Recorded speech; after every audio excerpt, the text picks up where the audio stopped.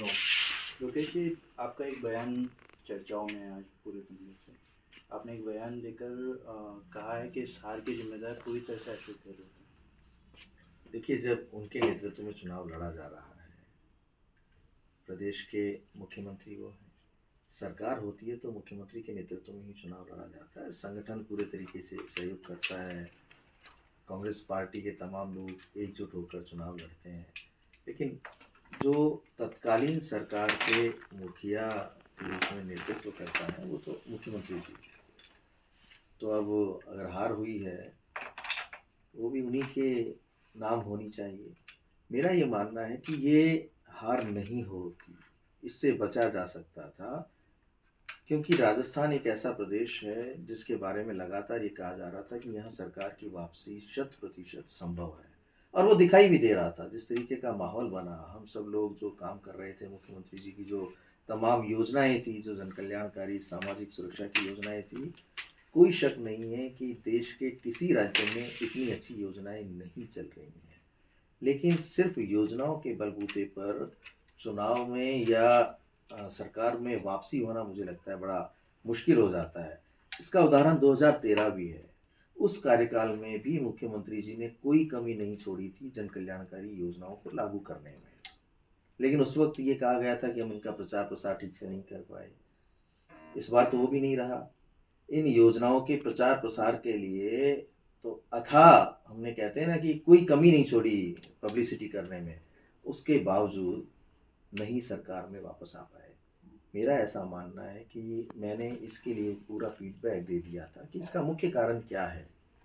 जब मैं पूरे प्रदेश भर में गया और मैंने हज़ारों युवाओं के साथ इंटरेक्शन प्रोग्राम्स किए, वहाँ से जो फीडबैक कलेक्ट किए, वो फीडबैक मैंने मुख्यमंत्री जी को बताए कि हर विधानसभा क्षेत्र में स्थानीय विधायक के खिलाफ जनता में आक्रोश है और एंटी इनकम्बेंसी है, जिसे आखिर तक माना नहीं गया।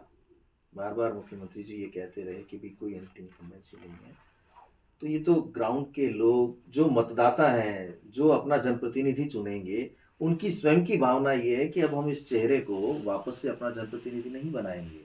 अगर उनकी भावना के अनुरूप काम किया होता, चेहरे बदले जाते, 30-40 चेहरे अगर नए लाए जाते, तो निश्चित तौर पर सरकार में हम वापसी करते।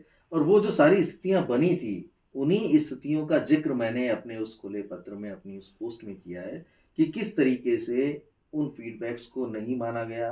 और वो फीडबैक सिर्फ मेरे नहीं थे, जितनी भी एजेंसीज ने राजस्थान में सर्वे किया, चाहे वो एआईसीसी के माध्यम से किया हो, पीसीसी के माध्यम से किया हो, या इंडिपेंडेंट जो एजेंसीज थी उन्होंने सर्वे किया, तमाम सर्वे की रिपोर्ट्स में ये निकल कर आया कि जो चेहरे हैं उनको बदला जाना आवश्यक है, यानी टिकट काटे जाने चाहिए। अगर ये कर लेंगे तो निश्चित तौर पर राजस्थान में सरकार की वापसी 100% संभव है।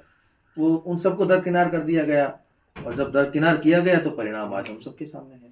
आपका एक और आरोप है कि ये सारे फीडबैक्स सीएम ने आगे भी नहीं पहुंचने दिए। ये जिम्मेदारी मुख्यमंत्री जी की। देखिए, मैं मुख्यमंत्री जी के ओएसडी के रूप में काम कर रहा था, तो मेरा जो काम था वो उन्हें जानकारी देना था, उन्हें फीडबैक प्रोवाइड करवाना था, उन तक पहुंचना था। वो मैंने किया। अब उसको लेके जो करेक्टिव मेजर्स लिए जाने चाहिए थे, जो सुधारात्मक या सही कदम उठाए जाने चाहिए थे, वो तो उन्हीं को करना था ना। अब आगे उन्होंने उन फीडबैक्स को भेजा नहीं भेजा तो वही जाने।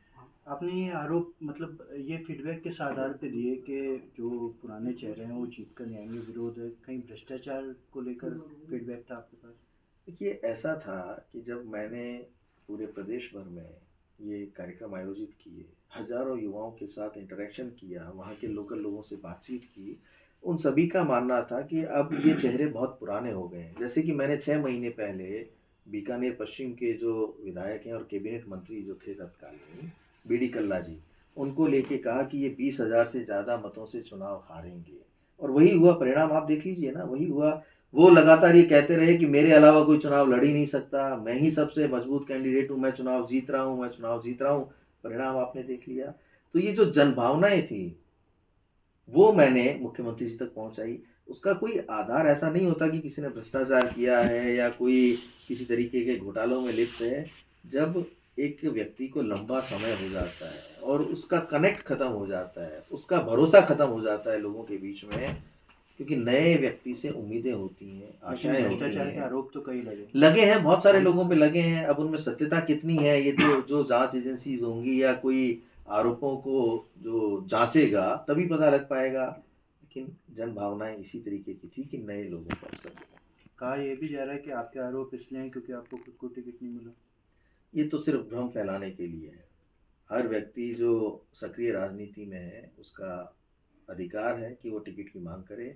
उसी अधिकार का उपयोग लेते हुए मैंने भी टिकट मांगा। देना नहीं देना तो पार्टी के ऊपर डिपेंड करता है। तो इसे इस रूप में नहीं लिया जाना चाहिए कि ये टिकट नहीं मिलने का कोई रोष है या नाराजगी है। टिकट देना नहीं देना तो पार्टी के ऊपर ही है ना। मेरा जहाँ जो उपयोग लेना चाहे, जिस रूप में लेना चाहे, मैं हमेशा तैयार हूँ पार्टी के लिए। पिछले 20 वर्ष से लगातार पार्टी के लिए ही तो काम कर रहा हूँ। मैंने ये कहा कि ये एक्चुअल परिस्थितियां हैं जो इस चुनाव में हमें आज के परिणाम के लिए पूरी तरह से, कहते हैं ना कि, उत्तरदायी है। ये स्थितियां नहीं होती तो परिणाम दूसरे होते। जो फीडबैक उनको दिए गए थे उन पे अगर कदम उठाए जाते सुधार के, या उनको लेके कुछ ना कुछ किया जाता, तो आज हम वापस सरकार बना चुके होते। आप नए चेहरों की बात कर रहे हैं। अगर सीएम कैंडिडेट सचिन पायलट को बनाया जाता तो क्या चेंजेस आते? ये तो तय आलाकमान को, केंद्रीय नेतृत्व को, हमारे खड़गे जी को, राहुल जी को तय करना था कि किसी चेहरा बनाए। लेकिन आमतौर पर जो सरकार होती है उनके मुखिया या मुख्यमंत्री के नेतृत्व में ही चुनाव लड़ा जाता है। ये तो बाद में तय होता है कि किसे मुख्यमंत्री बनाएंगे नहीं बनाएंगे। ये सब कुछ तय करने का काम आलाकमान का होता है। नहीं, फिर भी अगर फेस दिया जाता सचिन पायलट तो क्या नहीं, तो पहले से ऐसा होता नहीं है ना हमारी पार्टी में।